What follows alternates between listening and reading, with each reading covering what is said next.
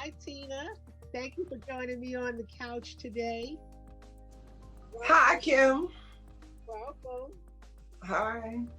I brought Tina in. Tina and I are childhood friends. We've known each other all of our lives. And her mother was one of my best friends, ironically, in her later years. Her mother and I used to hang out without Tina. But this topic and this conversation today is about coping with loss and death. And when I talk about coping with loss, I'm not only talking about death, I'm talking about the loss of a relationship, the loss of a pet, of divorce, all sorts of a job. But in this particular case, we're going to be talking with Tina about the loss of her family.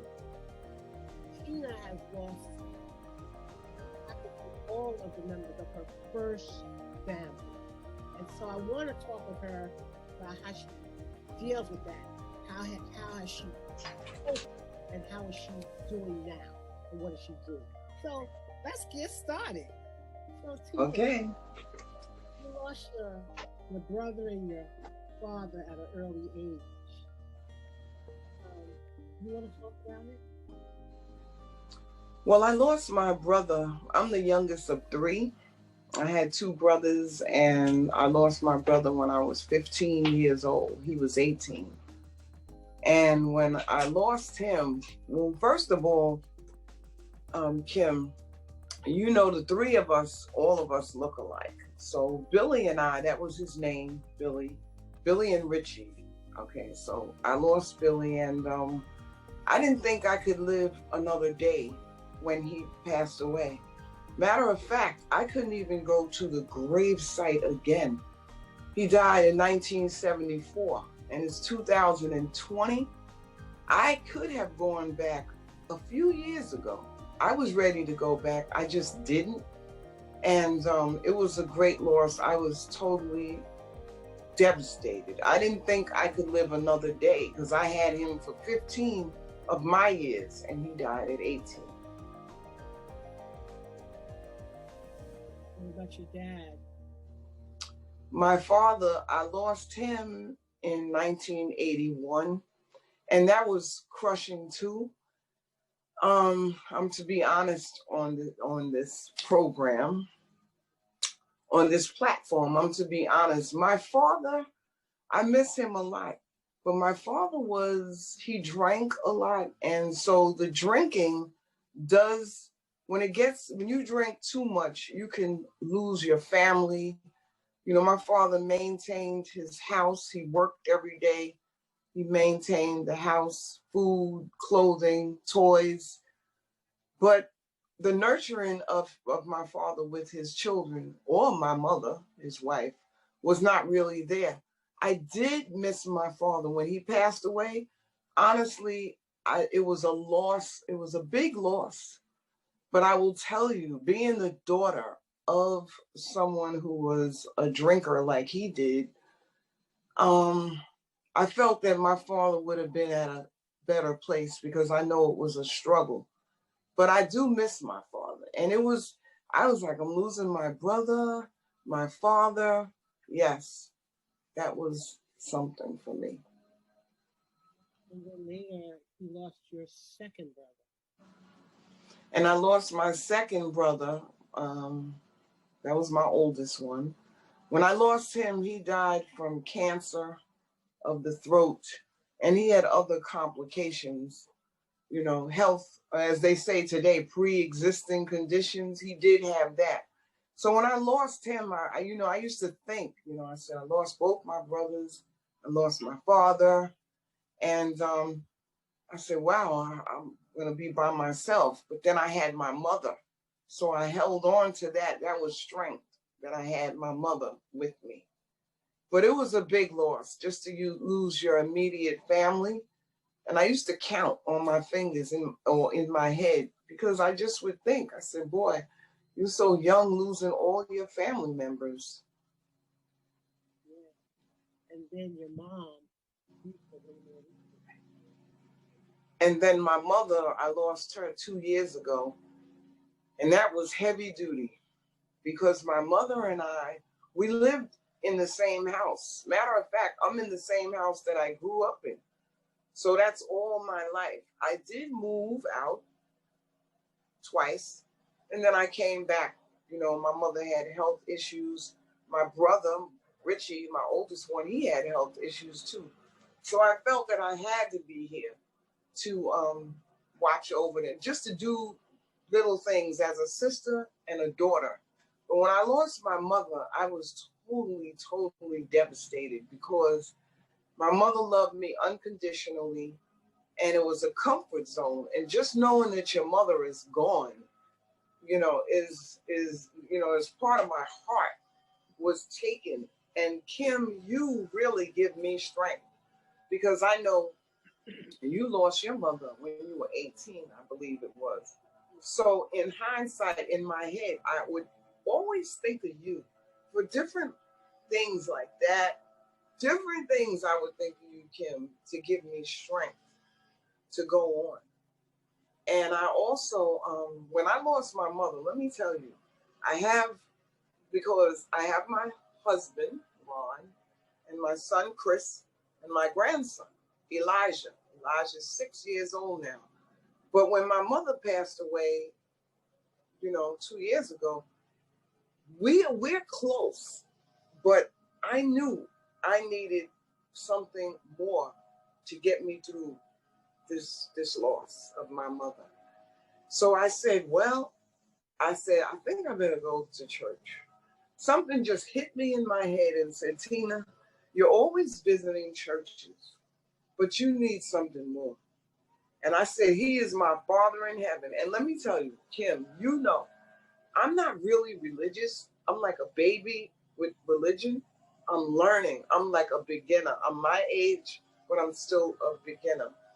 So I'm actually a member of the church my mother and I used to go to. She was a member, but I would either take her to church, sit next to her, and know in my head, okay, you went to church, like that's a big thing.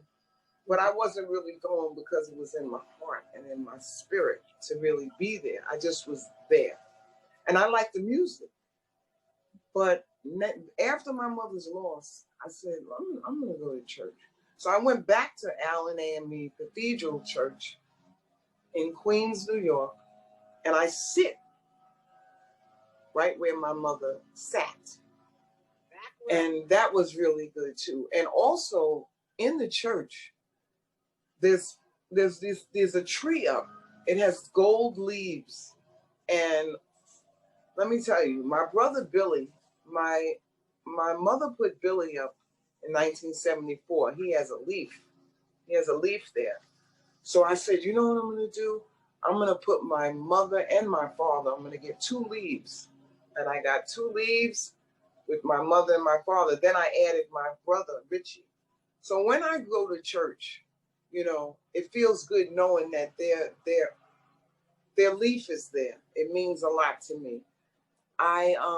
It was to learn the Bible, to listen. Like I said, I'm a beginner. So I was listening and I started to catch on slowly. It's a very slow process, but it really did what I asked God to do, to comfort me. Because I said, I could not have gone through this without my Father in heaven. He helped me. He strengthened me so much. And it's 2 years now. I am a member of Allen AME Church. And I know my mother's watching over me, proud of me. And I hope I answered your question. I know it was a little lengthy, but I did. I am very busy. I am busy. Business, Mary Kay, you got your husband, your grandchild, your son. Well, to answer that, all of that is included. I am married. I have a husband, my son, and my grandson. We live in the same house. And I'm busy. I work full time. And I also have as you see, my banner, my Mary Kay. Let me lean to the side. My Mary Kay business. It says, Mary Kay, you can do it. And that helps me too. That's why I wanted You Can Do It, because I can do it. I am doing it. And being busy with my job helps to comfort me. I think of my mother, I think of my family every day. But I'll tell you, my mother, I think of, she's always in the background of in my head, if I could say it like that. So me being busy with my job and my family, being a wife, a mother, a grandmother, and my Mary Kay business has really helped me so much through my grieving. It really has. I said, Tina, do you need to go to grieving classes? I thought about it every now and then. It pops up in my head. But then when I'm doing my job, I'm with my grandson, we do things in here and outside. COVID is going on. And the Mary Kay business, my Mary Kay business, enriching women's lives. I like to do parties and facials and skincare and color cosmetics. I love it. I wear it. It's just great. And that has helped me through these 2 years, really, with all my family. Okay. Yeah, Tina, I just wanted to say that thank you for coming on the couch and sharing with us about your mom and your family and how you cope and with the loss. I can't even imagine losing every member of my first family, you being the last one. Mm-hmm. Especially around the holidays. That's when I call you. I'm doing good now. I have my tissue, everybody, right here, but I'm doing good. I even have a little prayer card right here of my mother to give me strength through this, because I know when I talk, I'm emotional. So I'm doing good. I'm doing good. Yeah. Read it? Can you read it? Would you mind reading it? Okay, this card, Kim did everything. This is my mother. Ooh, this is my mommy. Ooh. Okay, so Kim did everything. She is so dear to me. And like she said, we grew up together from elementary school, very young in elementary school. So we were best friends forever and will always be. But Kim did so much with the loss of my mother. She did everything, the obituary, the prayer cards, the music. Kim, you have so many skills. I'm telling you, I take my hat off to you and give you big kudos. And this is the prayer card she made. And on the back, I'm going to read it because I bring this with me, especially, I have it with me every day, but sometimes I have to take it out to give me strength. And that's what I did now. I was like, Mommy, it's all about you now. It's all about you. Okay, it's called A Silent Tear. Just close your eyes and you will see me, all the memories that you have of me. Just sit and relax and you will find I'm really still there inside your mind. Don't cry for me now, I'm gone, for I am in the land of song. There is no pain, there is no fear, so dry away that silent tear. Don't think of me in the dark and cold, for here I am, no longer old. I'm in that place that's filled with love, known to you all as up above. And that gives me strength all the time. Every now and then I have to pull it out and read it, especially if I feel I'm gonna tear up. And I said, Tina, don't cry, don't cry. If I feel like I am, don't cry, don't cry. And then I have my prayer card. Thank you so much for doing this, Kim. And I call Kim too when I'm having a rough time, because she's been there already. And I just sometimes ask her questions. How did you do it, Kim? What did you do? Things like that. But I'm really happy to be on. Kim, thank you so much for asking me. Yeah, thank you for coming on the couch. I thought about someone that would be able to speak to this or speak about this topic. You were the first person that came to mind. Thank you for coming on the couch. I hope that you will join me again on the couch. Yes, definitely. So, everyone, goodbye. Okay, bye everybody. Bye. Okay. Today, the death of a loved one, I'm going to read a little blurb of what I wrote in my blog. Today, the death of a loved one, the loss of a relationship, or any other form of loss is equally as hard for me. But the difference is I now have the tools to cope with my grief. I understand that even though I am a Christian, I am not exempt from suffering, and that I can do all things through Christ who strengthens me. I understand that in my darkest hours, I must lean on God heavenly, and that Satan's desire is to destroy me at all costs, even in my weakness. I also understand that I cannot let anyone tell me how to feel, nor should you either. Your grief is your own, and no one else can tell you when it is time to move on or get over it. Let yourself feel whatever you feel without embarrassment or judgment. It's okay to be angry, to yell,